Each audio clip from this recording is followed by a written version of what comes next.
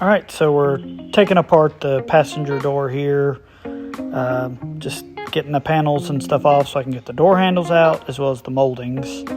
At this point, I forgot that I wasn't using this door, so I did all this basically for nothing, but at least I'll have the matching door panels anyway. But I'm not using this door, so I took it all the way apart for nothing, basically.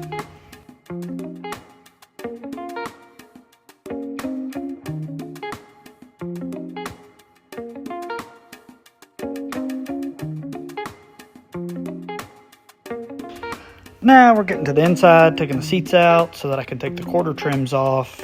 Basically taking the quarter trims off to help take the taillights out as well as the quarter molding. If you look, I show like it's so quick because I had it in fast forward mode, but I got the quarter moldings out.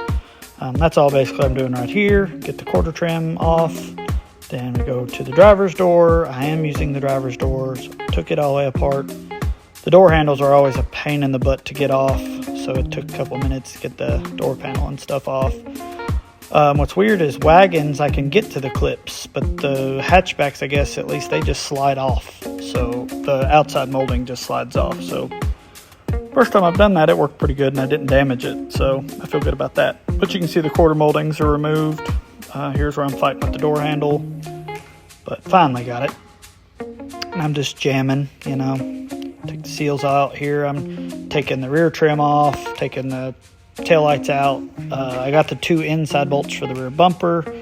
I haven't taken the rear bumper off yet, but when I took the taillights out, here I've taken the rear hatch apart, the center garnish, as well as the rear spoiler. So I'm going to make sure I do it right. We're going to paint it all. Some of the trim I won't take off because I can mask, but we're going to paint the spoiler, so I was taking all the black trim off the spoiler. Putting everything in a bin. Next, moving it back so I can take the bumper and marker lights out, as well as the fender liners, so I can take the fender trim off. The driver's fender I put on, but I'll get to that in a second.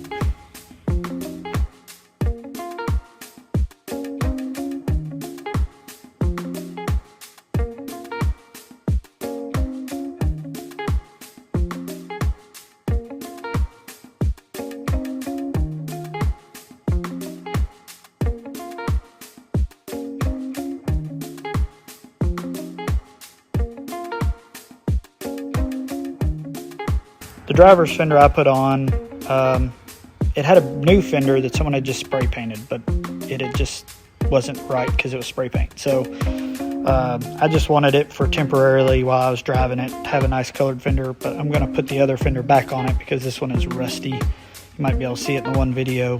I sanded it down and it's got rust holes in it, so I'm not going to use that fender.